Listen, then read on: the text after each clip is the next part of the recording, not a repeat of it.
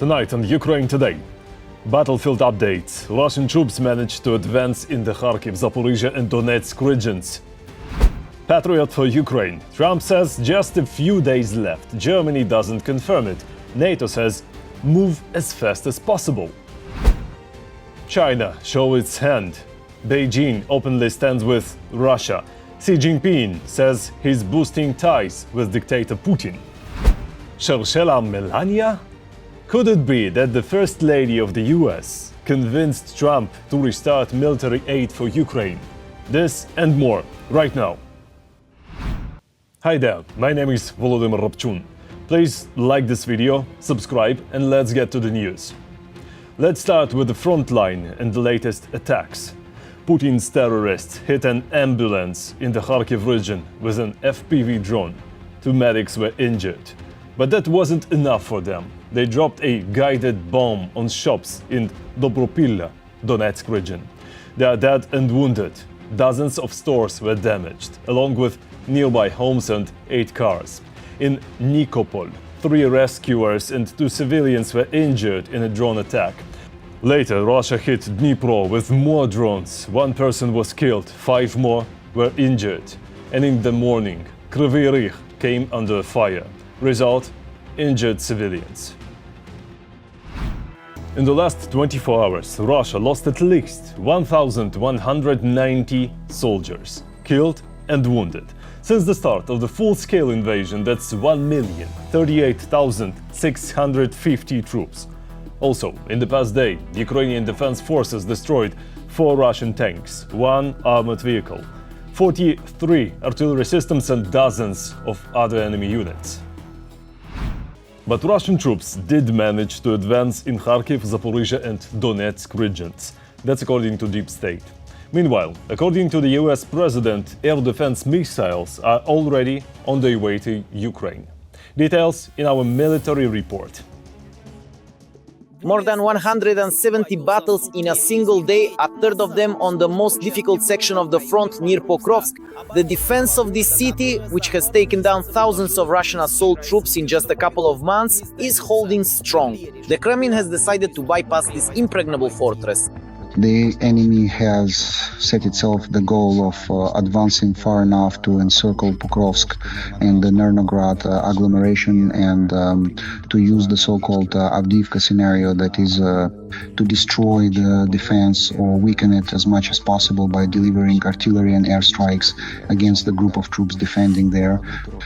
That is why we are now seeing such desperate attempts by the enemy to break through around Pokrovsk from the north in order to create a pocket that would allow them to concentrate their firepower precisely in this direction.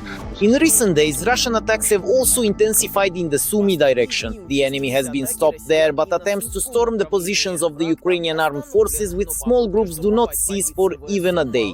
Russians are dying by the hundreds in the so-called kill zone, where Ukrainian drones destroy any assault groups. At the same time, the occupiers have decided to use a new tactic. Under the cover of night, wearing camouflage suits, they slowly advance by dozens of meters. This tactic is especially popular in the city of Vovchansk near the aggregate plant. At night, assault troops try to infiltrate the plant's territory wearing anti-thermal imaging ponchos, hoping that this way they will be invisible to our aerial reconnaissance. And as a rule, after they infiltrate, they try to hide in the ruins or in basement areas. These are the only places where they can store ammunition, water, or concentrate manpower. But even such places are usually found by our aerial reconnaissance. And then we use all necessary means to smoke the Russians out and destroy them. The day before, the General Staff of the Armed Forces of Ukraine reported a new attempt by the occupiers to break through in the Kharkiv region as well. There was a recorded crossing of the Ukrainian border near the village of Milov. However, at present the saboteurs have been pinned down by fighting and their advance has been stopped. They are trying to attack in different directions. 2 weeks ago, active operations began near the settlement of Milov, which is northeast of Velikai Burluk. There, Russian troops did indeed cross the border and try to advance into the village of Amban, but were stopped. Then they changed direction and attempted to move toward the village of Khatnei, but also failed. They continue to look for weak spots in our defenses. If they think they found such a spot, they will amass infantry there to try to build on their success. Petro Andriushenko, head of the Center for the Study of Occupation, reports that by the end of July, Russia will attempt a second wave of offensive in the Zaporizhia direction. According to his information, the enemy is currently amassing manpower and equipment in the region. Reserves are also being transferred to this direction of the offensive. Analysts say that there are still not enough resources for any large-scale offensive. However, in the coming weeks, the situation here will also remain quite tense. In recent days, we have seen the situation deteriorate with renewed Russian attempts to advance in the area of Huliaipol, closer to the border in Donetsk region near Malinivka. We can see that active combat operations have resumed there. They have made some limited progress there so far. And now we see that since yesterday they have started moving their reserves, which they had more to the north, closer to the coastline. They are starting to move them, bringing them closer to the front line itself. At the same time, fighting continues to some extent along the entire front line. 5,500 shellings in just the last 24 hours. Having received the last 50 days for war from Trump, Putin is desperately trying to snatch whatever his thugs are still capable of in the end. When we talk about 11 directions where the Russians are attacking, it's important to understand that in some areas the attacks are tactical in nature, while in others it's a real meat grinder. This is the main direction of the enemy's assault, where thousands of shells, FPV drones, other weapons and aerial bombs are fired in a single day. Up to 1,000 people are killed or put out of action by the Russian defenses. Let me remind you, earlier the Western press reported that this year's Russian summer offensive has become the deadliest for them during the entire period of the war. Every day, the Ukrainian armed forces destroy 1,000 or more Kremlin soldiers. Every voice matters. Join our community, support independent journalism and help us bring you the truth from Ukraine. Become a member of Ukraine Today. Join us now. In Germany, Trump's statement about Patriot systems being shipped to Ukraine was not confirmed. A spokesperson for Germany's defense ministry said he knows nothing about anything on the way. He added that on Monday there will be an online Rammstein format meeting. One of the key topics: speeding up Patriot deliveries to Ukraine. Now take a note. They didn't deny it, they just didn't confirm it. Feel the difference? It's huge. This is called the fog of war, often mixed with information noise. Countries may agree on military aid and even start delivering it, but publicly they have given mixed signals or avoid clear answers. The goal: confuse the enemy. Often the real picture only becomes clear after the weapons are used. That might be the case with Patriots for Ukraine too. Germany's ministry didn't confirm anything. Meanwhile, Reuters quoted US NATO Commander General Alexus Gregory Grinkiewicz. He said the alliance is working closely with Germany and they have been told to act as fast as possible. So, are more Patriot systems already heading to Ukraine? Patience. We'll find out soon. Meanwhile, here's a wild theory. Melania Trump, yes, the First Lady, may be the reason Donald Trump restarted aid for Ukraine. She reportedly kept explaining to him that Putin is lying straight to his face. More on that right now. Donald Trump's unexpected words at the meeting with NATO Secretary General Mark Rutte. The 47th President of the United States, an advocate of restraining the victim, not only announced that American military aid to Ukraine is resuming. This truly sensational statement for the current administration was accompanied by another, no less sensational admission. I come home and say to the First Lady, "You know, I spoke with Putin today. We had a wonderful conversation." She replies, "Really? Was another city attacked?" The media immediately picked up on this phrase from Donald. The Guardian called the First Lady the most influential lobbyist for Ukraine. And in the editorial office of the New York Post, they suggested that it was all thanks to the president's wife's own background. Melania is originally from Slovenia. The country where she was born has maintained cool relations with Russia since the full-scale invasion in February 2022. Just a month after the war began, a Russian airstrike destroyed the Slovenian consulate in Ukraine during an attack on Kharkiv, the country's second-largest city. Slovenia, a member of the European Union, declared independence from Yugoslavia in 1991 after the army of the Socialist Republic capitulated during the 10-day war. Publicly, Melania Trump expressed support for Ukrainians only once, and that was before she moved into the White House and became First Lady. On the 28th of February 2022, she posted a photo on her social media with Ukrainians affected by the war. The photo also shows a staff from the International Committee of the Red Cross. At that time, Melania wrote that it pained her to see innocent people suffering and that all her thoughts and prayers were with the Ukrainian people. But whether the First Lady is still closely following events in Ukraine, let alone advising her husband on geopolitical matters, remains a mystery. Trump is a very experienced, very tough, and in a sense a rather cynical politician. Can Melania Trump discuss anything with him? Of course. Does she have any influence over her husband, whether political or emotional? My answer is, I don't know. But pay attention to their relationship. Whether their relationship is complicated or not is not for me to judge. But even if not me personally, psychologists who observe Trump see that there is contact between them at official events. And this contact is considered closer than it was before.